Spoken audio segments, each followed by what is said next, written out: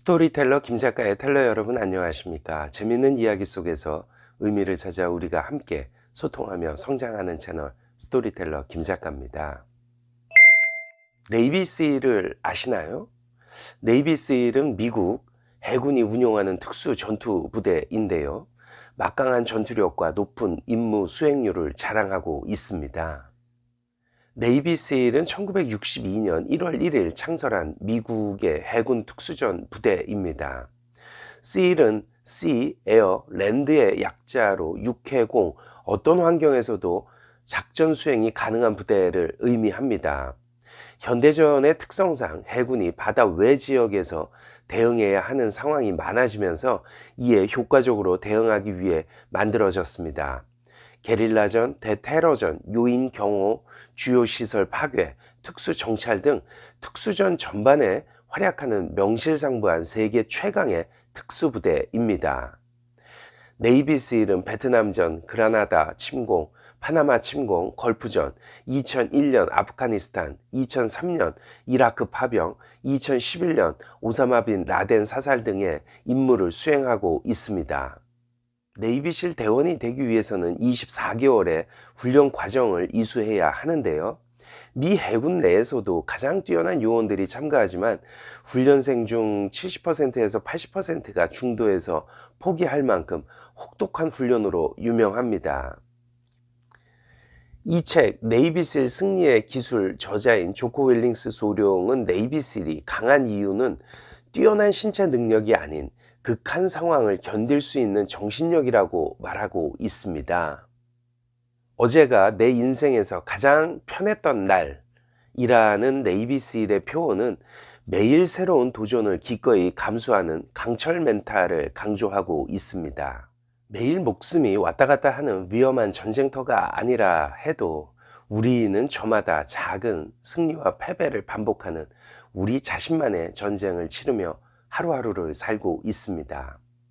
전쟁터에서 벌어지는 일이 현실에서도 아주 비슷하게 일어나고 있기에 이 책의 저자들은 전쟁터와 현실 세계를 교차하며 목숨 걸고 싸우며 얻은 승리의 기술이 현실에서도 어떻게 적용될 수 있는지를 알려주고 있습니다. 세계 최강 특수부대 네이비실 출신의 저자들은 승리의 기술을 12가지 원칙으로 정리하였습니다. 저자들은 목표를 달성하고 승리하기 위해 다양한 사람들과 함께 복잡한 작전을 수행해야 하는 일반 사회와 전쟁터가 본질적으로 다르지 않다고 얘기하며 12가지의 원칙을 일과 인간관계, 일상 등에 어떻게 적용해야 승리할 수 있는지를 생생한 사례들과 함께 이 책을 통해서 밝히고 있습니다. 파트 1. 자기혁명. 강한 멘탈이 최고의 무기다. 챕터 1.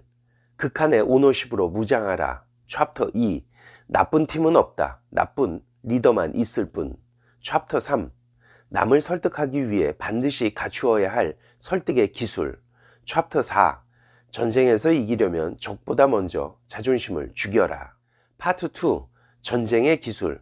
압도적 승리를 위한 4가지 세부 전략. 챕터 5. 엄호 이동. 우리 팀만 잘하면 된다는 생각을 버려야 답이 보인다. 챕터 6. 단순함의 힘. 누구나 이해할 수 있어야 실전에서 통한다. 챕터 7. 우선순위. 위기 상황에서 가장 먼저 해야 할 일. 챕터 8. 지휘권 분산. 네이비실이 한 팀을 6명으로 꾸리는 이유. 파트 3. 지속적인 승리. 계속 승리하기 위해 지켜야 할 것들. 챕터 9. 최악의 상황을 생각하고 움직여야 실패하지 않는다. 챕터 10. 위와 아래를 모두 이끌어라. 챕터 11. 불확실함 속에서 최선의 결정을 내리는 법. 챕터 12. 엄격한 규율이 곧 자유다.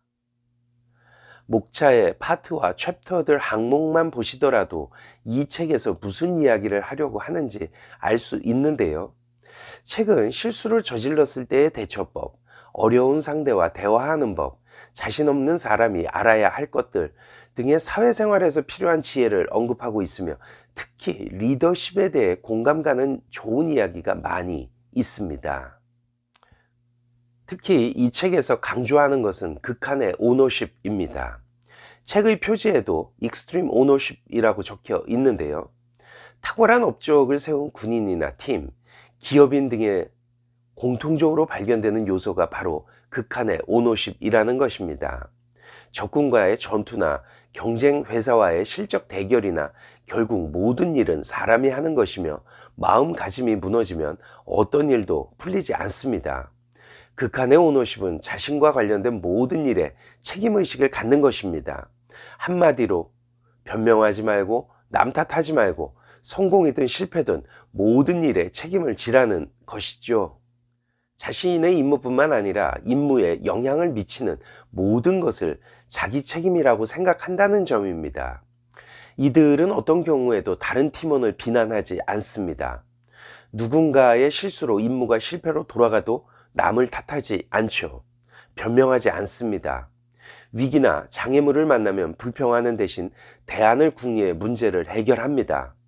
맡은 일을 성공시키기 위해 자신이 가진 모든 자산, 인간관계, 자원을 총동원하는 것을 책에서는 극한의 오너십이라고 말하고 있습니다. 민간 분야에서도 가장 성공한 사람들은 역시 극한의 오너십을 가진 사람들입니다. 어느 조직을 막론하고 가장 높은 성과를 보여주는 팀 역시 마찬가지입니다.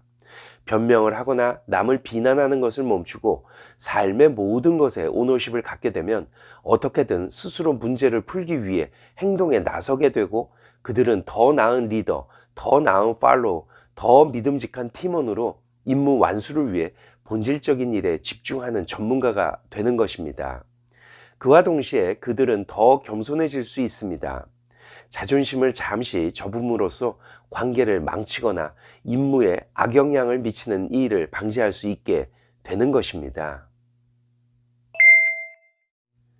이 책에서 극한의 오너십 다음으로 강조하는 사항이 리더십입니다. 네이비실의 리더십이 바깥 세계와 무슨 상관이냐고 의문을 품을지 모르시겠습니다. 하지만 전투는 삶의 축소판입니다. 목숨을 걸고 싸우는 전투가 더 집약적이고 치열하다는 차이만 있을 뿐이죠. 우리의 일상생활에서도 그러하지만 전투에서도 의사결정은 즉각적인 결과로 이어집니다. 올바른 리더의 결정은 모두가 졌다고 생각하는 순간에도 승리를 낚아챌 수 있게 만들 수 있으며 반면 잘못된 결정은 승리가 손안에 거의 들어온 순간에도 치명적인 패배를 낳게 합니다. 네이비실에는 나쁜 부대는 없다. 오직 나쁜 장교만 있을 뿐이다. 라는 말이 있다고 합니다. 이 문장을 나쁜 팀은 없다. 오직 나쁜 팀장만 있을 뿐이라고 바꾸면 좀 더 우리 생활과 가까워진 문장이 된 것 같습니다. 사회생활을 하는 저도 반성을 많이 하게 되는데요. 리더십은 팀의 성과에 있어 가장 중요한 단일 변수입니다. 팀의 성패는 모두 리더에게 달려있다고 해도 과언이 아닙니다. 성과를 이끌어내는 것도 이끌어내지 못하는 것도 모두 리더에게 달려있기 때문입니다. 그리고 책은 리더는 절대 만족해서는 안 된다라고 말합니다. 더 나아지기 위해 끊임없이 분투하고 이런 마음가짐을 팀에 전파해야 한다는 것이죠. 훌륭한 리더는 자신과 팀의 성과를 잔인할 만큼 객관적이고 정직하게 평가해야 합니다. 그리고 약점을 파악하면 이를 강화할 방법을 찾습니다. 위기가 닥치면 그것을 극복할 대안을 내놓아야 합니다.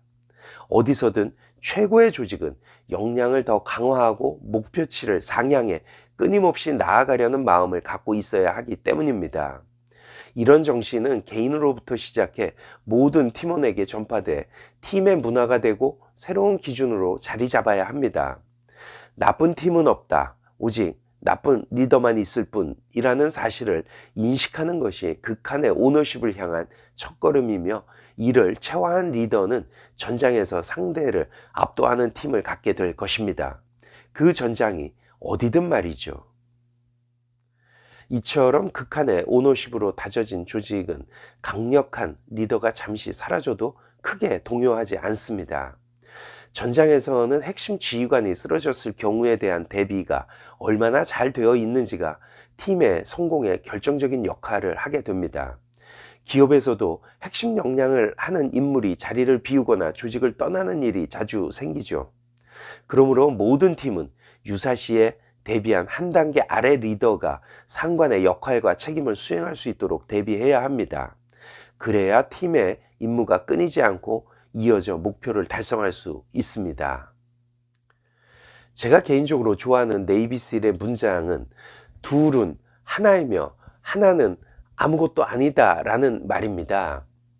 이 문장은 군사작전을 진행 중 불의의 사태를 대비해서 반드시 플랜 B가 있어야 한다는 말인데요. 그러나 저는 조금 다르게 해석하고 싶습니다.